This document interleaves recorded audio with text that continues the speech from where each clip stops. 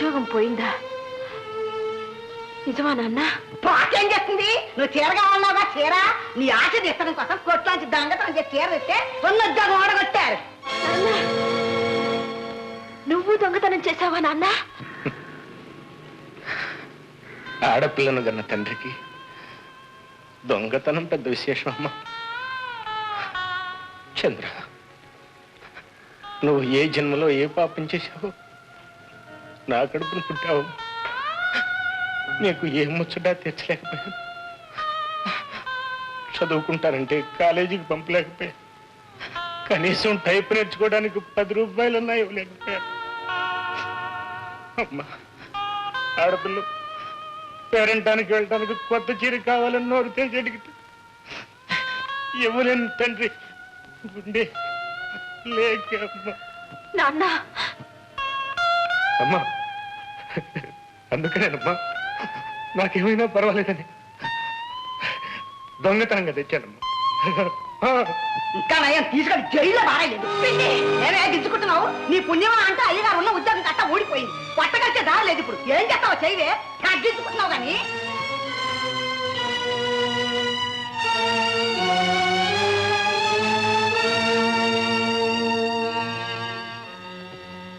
ఏమండి, ఏం కావాలండి? మీ ప్రొపరేటర్ గారిని ఒకసారి చూడాలి. మేడం మీద ఉన్నారు, వెళ్ళండి.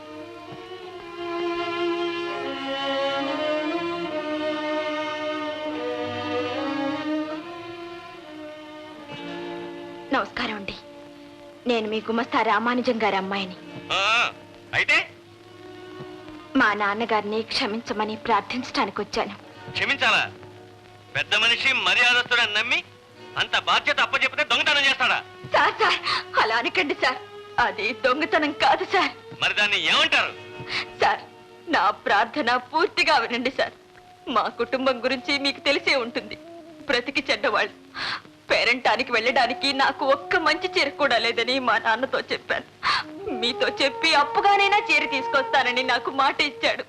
వట్టి చేతులతో తిరిగి వస్తే నేను చిన్నబుచ్చుకుంటానని కన్న కూతురి ముందు తన పేదరికాన్ని అసహాయతను బట్టబయలు చేసుకోలేక విధి లేక ఈ పని చేసుంటాడు. కన్న కూతురి మీద ప్రేమ ఆయన చేత అంత పని చేయించింది. సార్, మీరు దయ చూపకపోతే మా నాన్న నాకు దక్కడు సార్. సార్, నన్ను అనాథను చేయకండి సార్, అనాథను చేయకండి.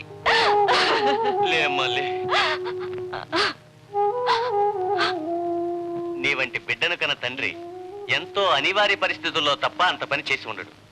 జరిగిన దానికి చాలా విచారిస్తున్నాను. వెళ్ళమ్మా, మీ నాన్నని రేపే వచ్చి ఉద్యోగంలో చేరమని చెప్పు.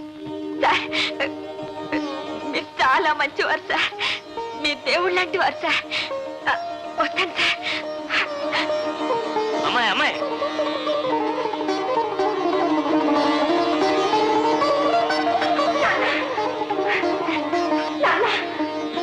ఎక్కడికి వెళ్ళావమ్మా? మళ్ళీ నీ ఉద్యోగం నీకు వచ్చింది నాన్న. నిజంగానా? అవును నాన్న, మీ షాప్ యజమాని చాలా మంచివారు. జరిగిందంతా వివరంగా చెప్పారు. ఆయన మనసు కరిగి రేపే వచ్చి ఉద్యోగంలో చేరమని చెప్పారు. నా తల్లి, నీ చల్లని ముఖం చూస్తే ఎట్లాంటి రాతి గుండెలైనా కరిగిపోతాయమ్మా. నాకు తెలుసు. ఏమే విన్నావా? నా చిట్టి తల్లి నా పోయిన ఉద్యోగాన్ని మళ్ళీ నాకు తెప్పించింది. పాపిస్తుదానా, ఉద్యోగం పోయిన అవమానంతో 2 రోజులు ఇంట్లో కూర్చునేటప్పటికి నా ప్రాణాలు తోడేశావు కదే. చూడవే, ఇప్పుడే వెళ్ళి జాయిన్ అవుతాను ఉద్యోగంలో. కాదమ్మా, మళ్ళా రేపటి నాకు ఆలస్యం ఇస్తే అతను మనసు ఏదైనా మారిపోవచ్చమ్మా. నీకు తెలియదు. ఇప్పుడే వెళ్తానమ్మా, ఇప్పుడే వెళ్తాను.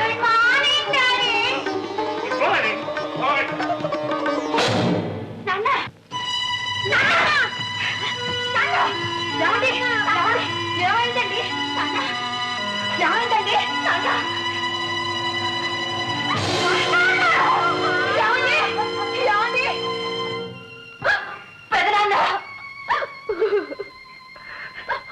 ఏడోకమ్మా, పోయిన మీ నాన్నని తీసుకురాలేను గాని నేను బ్రతి ఉండగా నీకు తండ్రి లేని కొరత రాని. చంద్ర, నాకు బాను ఒకటి నువ్వు ఒకట. మమ్మల్ని దిక్కులేని పట్టులు చేసి వెళ్ళిపోయారు. 2 పిల్లల్ని పెట్టుకుని ఎలా సంసారం ఎదుకు రావాలో ఏమిటో. మనం చేసేది ఏముంది గనక బ్రతికిన నాళ్ళు అందరి చేత మంచి అనిపించుకుని వెళ్ళిపోయారు. మనిషికి అంతగట్టే ఇంకేం కావాలి. చూడు సుందరమ్మ, నేను చంద్రని మా ఇంటికి తీసుకెళ్తాను. సరే బాబు, మీ ఇష్టం వచ్చినట్టు చేయండి. పదమ్మా, మన ఇంటికి పోదాం. వదిలే పెదనాన్న, పిన్నిని చెల్లెల్ని ఈ స్థితిలో వదిలే నేనెలా రాగలను చెప్పు. మునుపటి కంటే పిన్నికి ఇప్పుడే నా తోడు అవసరం. నీ ఇష్టం అమ్మా, నీకెప్పుడు రావాలనుంటే అప్పుడే రా. కానీ ఒక్కటి మాత్రం గుర్తుంచుకోద్దండి, మీ పెదనాన్న ఇంటి వాకిలి నీకోసం ఎప్పుడు తెరిచే ఉంటుంది.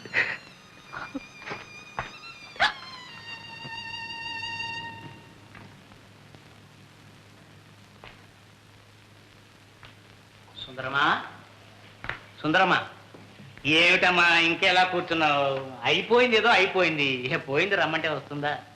ఇదిగో దస్తావేజులు కూడా రాయించి పట్టుకొచ్చాను. ఇల్లు ఇంట్లో వస్తువులతో సహా 25,000 రూపాయలకి పరిష్కారం చేశాను. రిజిస్టర్ ఆఫీసులో పైకి ఇస్తారు, మనం రిజిస్టర్ చేసి ఇచ్చేయాలి. సరే అన్నయ్య, నువ్వు ఎలా చెప్తే అలాగే చేస్తాను. నువ్వు తప్ప నాకు ఇంకెవరు దిక్కున్నా చెప్పు. ఇదిగో నేను బ్రతకుండగా నీ కూటికి గుట్టకి ఏమీ లోటు లేదు. పిన్ని, ఇల్లు అమ్మేస్తున్నారా? అవునమ్మా, ఆ సలహా నేనే ఇచ్చాను. మగదిక్కు లేకుండా ఈ ఊళ్ళో ఎంతకాలం పడి ఉంటారు చెప్పండి? హాయిగా మన ఊళ్ళో నా కళ్ళతో జీవించవచ్చు. అమ్మాయి, నువ్వు కూడా వచ్చి కాలేజీలో చేర్పించేస్తా. చూడమ్మా, ఇల్లు కొన్న వాళ్ళు సామాన్ల జాబితా రాసుకుంటారు, మరి ఆ సామాన్లన్నీ ఒక చోటకి ఏది మరి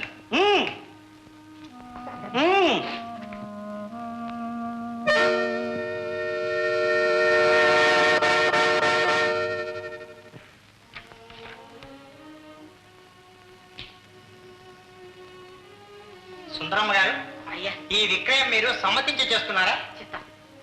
ఏమ్మా, నీకు ఇష్టమేనా? అయితే డబ్బు ఇచ్చేయండి. అమ్మా సుందరమ్మ, అందులో సగం డబ్బు చంద్రమ్మకి ఇచ్చి. అదేమిటన్నయ్యా, దాని దగ్గర ఉంటే ఒకటి, నా దగ్గర ఉంటే ఒకటినా? అది మాత్రమే పరాయి పిల్ల నాతో పాటే వస్తోందిగా. లోకులు కాకులు లాంటి వాళ్ళు, డబ్బుతో పని, వ్యవహారం వ్యవహారమే. ఆ అమ్మాయి భాగం ఆ అమ్మాయికి ఇచ్చేసి. అలాగే. అయ్యా రిజిస్ట్రార్ గారు, నేను అన్న మాట న్యాయమేనా అండి? కరెక్ట్. గుమస్తా గారు, సంతకాలు తీసుకోండి. రండమ్మా.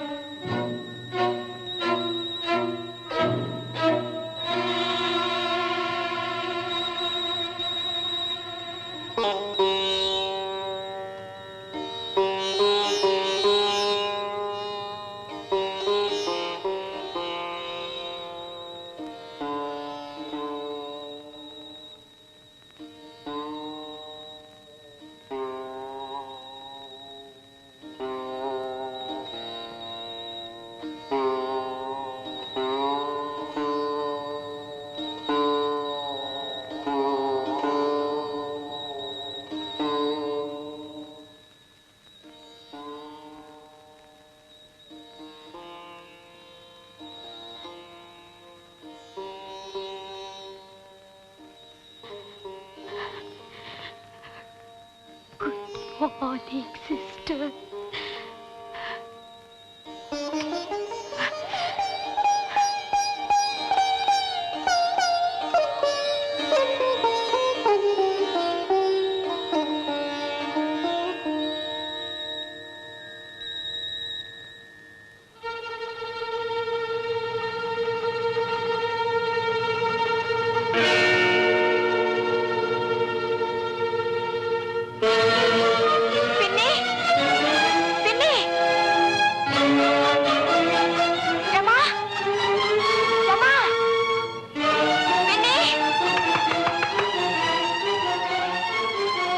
ఏమిటమ్మా అలా చూస్తున్నావు? ఇంకా ఇల్లు ఖాళీ చేయాలా? వెళ్ళమ్మా, ఇల్లు తాళం వేయాలి. రే దొట్టి తలపై వెళ్ళమ్మా, వెళ్ళు.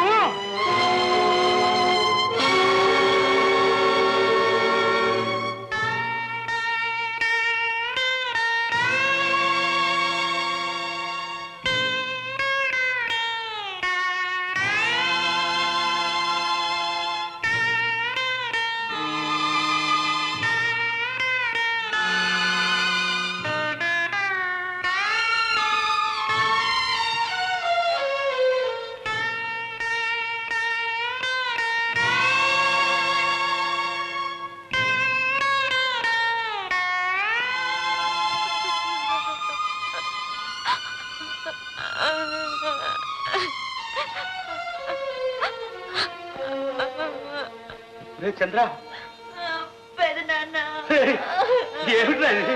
ఏం జరిగిందిరా? నా రాజు, నా పండుగ ఏం జరిగింది చెప్పరా? చెప్పు నాన్న. పిన్ని ఇల్లు అమ్మేసింది. అందరం కలిసి వాళ్ళు ఊరు వెళ్దామని చెప్పి రాత్రి నన్ను ఒంటరిగా వదిలేసి వాళ్ళంతా చెప్పకుండా వెళ్ళిపోయారు. ఇల్లు కొన్నతను వచ్చి నన్ను బయటికి వెళ్ళిపోమన్నాడు పెదనాన్న. నాకు తెలుసురా, ఇలా జరుగుతుందని ముందే తెలుసు చంద్ర. అందుకే ఆ రోజే చెప్పాను, నాతో మన ఇంటికి వెళ్ళిపోదాం, వచ్చేరా చంద్ర. నువ్వు నా మాట వెళ్ళలేదు. పోలేరా, ఇది జరిగినా మన మంచికే జరుగుతుందంట. ఇదిగో ఈ రోజు నుంచి నువ్వు బాను ఇద్దరు నా బిడ్డలు. పెట్లోపలిసిరా. బాను, బాను, చూసావా ఎవరొచ్చారో? చంద్ర, బాలు. ఏమండి మరి అడగబోయేది ఏమిటో తెలుసు నాకు. నిశ్చితార్థానికి రేపు శుక్రవారం ఎక్స్ప్రెస్ కే బయలుదేరి వస్తున్నామని మీ అన్నయ్య నారాయణరావుకు రాసేశాం. సరేనా? సరేనండి, అయితే నేను ప్రయాణానికి ఏర్పాట్లు చేస్తాను. బాను, బాను, నిశ్చితార్థానికి లక్ష్మణరావు పెళ్లి కొడుకుతో సహా ఈ రాత్రికే వస్తున్నారు మెయిల్కి. Chandra, Chandra, Chandra, Chandra, Chandra, good news, very good news. Bhanu పెళ్లికి తాంబూలాలు పుచ్చుకోవడానికి కొండాపురం నుంచి లక్ష్మణరావు పెళ్లి కొడుకుతో సహా వస్తున్నారు. నేను స్టేషన్కి వెళ్ళి వాళ్ళు తీసుకొస్తాను. చూడమ్మా, ఇంట్లో నువ్వు తప్ప ఆడదిక్కుంటూ ఎవరు లేరు. భాను పెళ్లి పెత్తనం అంతా నీదే. పెత్తనం ఏమిటి? అసలు భాను పెళ్లి నీ మీదే ఆధారపడి ఉంది. అంతా నువ్వు చూసుకోవాల్సిందే, అంతా నువ్వే చూసుకోవాలి. అవును, భాను పెళ్లి నీ మీదే ఆధారపడి ఉంది. మధు వస్తాడు, నిన్ను చూస్తాడు. నిన్ను గుర్తుపడితే, నిజం బయటపడితే అంతా రసాభాసం అవుతుంది. నువ్విక్కడ ఉండకూడదు. వెళ్ళిపో, వెళ్ళిపో, వెళ్ళిపో.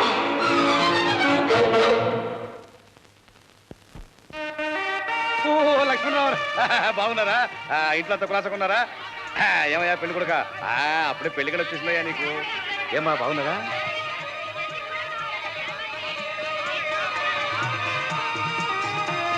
పదండి పదండి, కాను కూర్చోండి. రే పోటర్, పోటర్, అరే సామానించు, సామానించు.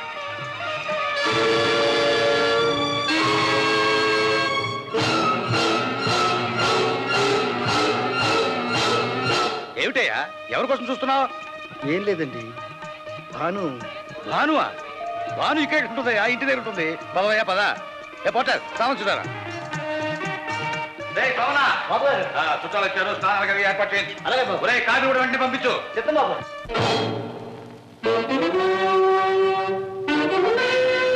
వదిన ఎక్కడుందండి? వదిన? ఓ భానువా, ఇంకెక్కడ ఉంటుందమ్మా, పైన మేడ మీద. వెళ్ళు.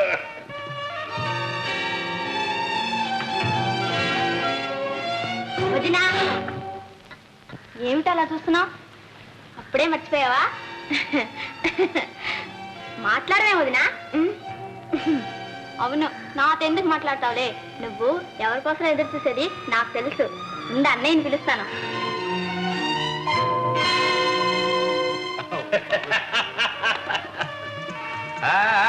ఏమిటా గుసగుసలు? అబ్బే అదేం లేదండి. ఏదో మాట్లాడినా చెప్పయా ఏమిటో అది? అది అది అరే సిగ్గుపడతా చెప్పంటుంటే. మీకు చెప్పడం అంత బాగుండదండి. చెప్పయా ఏమిటది? మీ అమ్మాయి నన్ను రమ్మంటుందండి. రమ్మటే అడవయ్యా. వెళ్తాను. భలే కొడుకు కన్నాయా.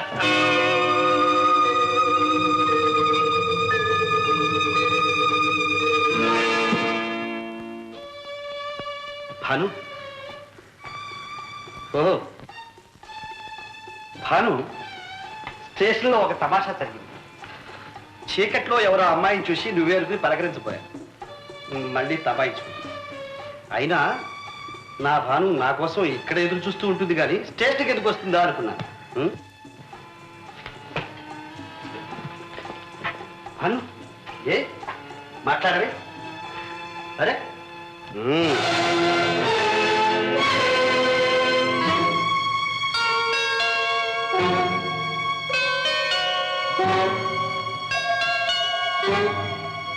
డార్లింగ్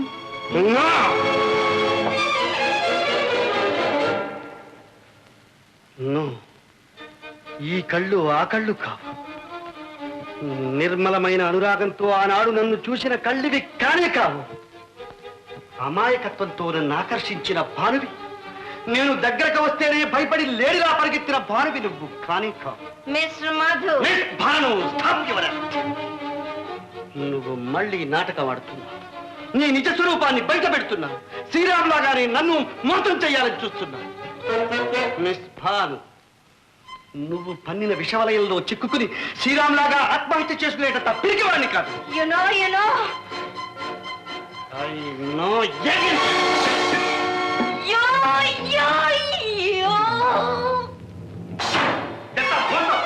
నమ్మించి మోసం చేశాను. ఏమిటి నాయనా? నాన్న, మన ఇంటికి వచ్చిన పిల్ల ఈవిడ కాదు. మీరు మెచ్చుకుని ఇష్టపడిన భాను, నేను ప్రేమించిన భాను ఈవిడ కానే కాదు. ఏమిటయ్యా, నీకేమైనా మతిపోయిందా? నాకున్నది ఒకటే కూతురు, ఆవిడ నేనే స్వయంగా మీ ఇంటికి పంపించాను. మీరు పంపించి ఉండవచ్చు, కానీ మా ఇంటికి వచ్చిన పిల్ల మాత్రం ఈవి కాదు. What non sense! మా అమ్మాయిని పెళ్లి చేసుకుంటాను మాటిచ్చి ఇప్పుడు ఇలా అవమానం చేస్తావా? మీ అమ్మాయిని చేసుకుంటాను నేను మాట పడే.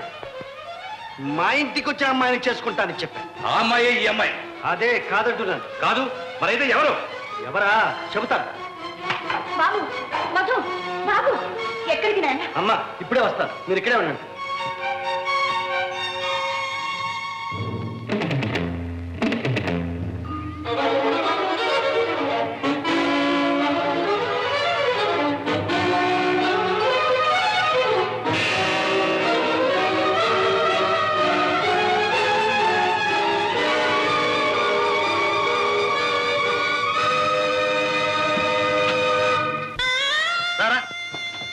ఎవరు మీరు నేనా?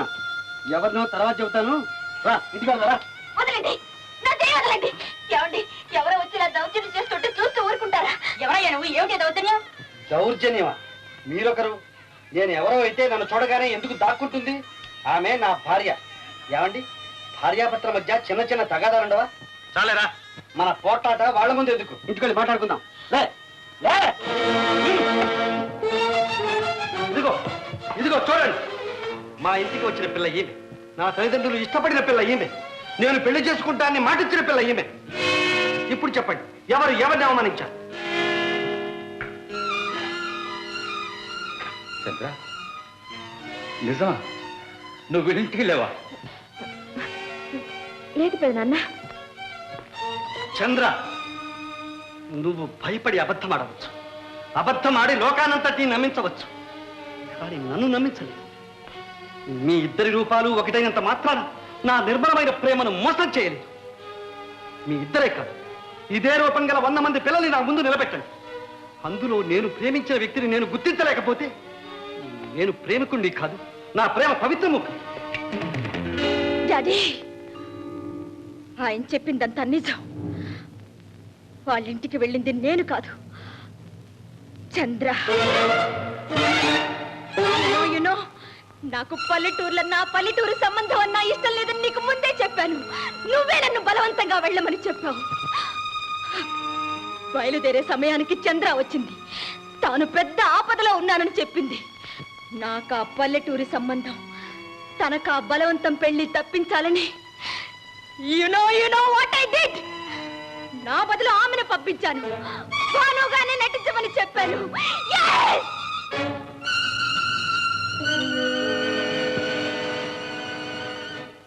డాడీ, పేరు మార్చుకున్నంత మాత్రాన మనిషి మారదుగా. చంద్ర, నువ్వు త్యాగమూర్తివి. నీ మనసు నిర్మలమైంది, నీ ప్రేమ పవిత్రమైంది. నీ ప్రేమ పెన్నిధిని దోచుకోవాలని చూసిన స్వార్థపరిరాల్ని. నన్ను క్షమించు చంద్ర, నన్ను క్షమించు. పవిత్ర ప్రేమమూర్తి, శ్రీరామ్ ప్రాణాలతో చెలగాటమాడిన హంతకురాల్ని. నా పాపానికి పరిహారం లేదు. నాకు ఈ లోకంలో స్థానం లేదు, లేదు, లేదు. స్వర్గంలో ఉన్న శ్రీరామ్ పాదాల మీద పడి నా ప్రాణాలతో అతని పాదాలు కడిగితే తప్ప నాకు నిష్కృతి లేదు. మరణమే నాకు శరణ్యం, మరణమే నాకు శరణ్యం. వదలండి, నన్ను వదలండి. నిన్ను వదలను.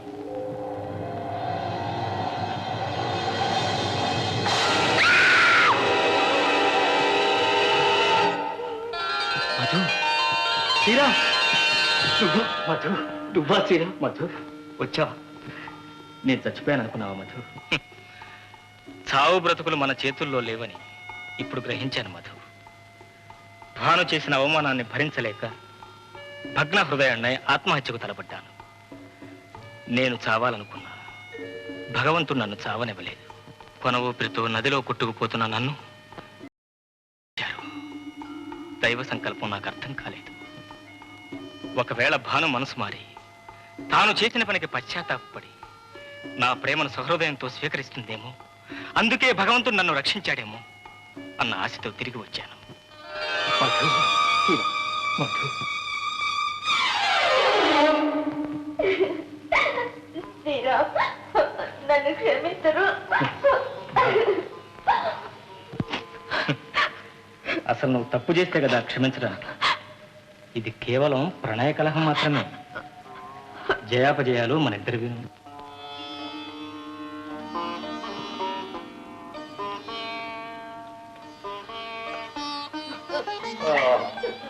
లేమ్మా, లే.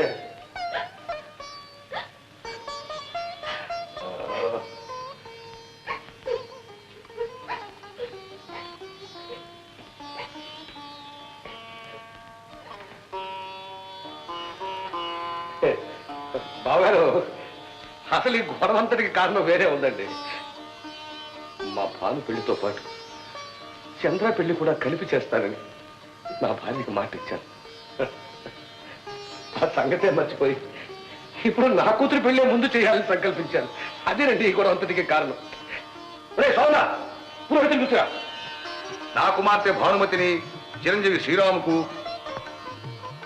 నా మరదల కుమార్తె చంద్రమతిని చిరంజీవి మధుసూదన్ రావుకు ఇచ్చి వివాహము చేయుటకు పెద్దలు శుభముహూర్తము నిశ్చయించినారు. కావున ఏ తత్ శుభముహూర్తమునకు తాము బంధుమిత్ర పరివారంగా విచ్చేసి మదర్పిత చంద్ర తాంబూలమును స్వీకరించి నన్ను ఆనందింపజేయ ప్రార్థన. ఇట్లు డివి నారాయణరావు, రిటైర్డ్ ఇంజనీర్. ఆగండి, మరొక మాట. బహుమతులు మాత్రం తప్పకుండా తీసుకురండి, తప్పకుండా.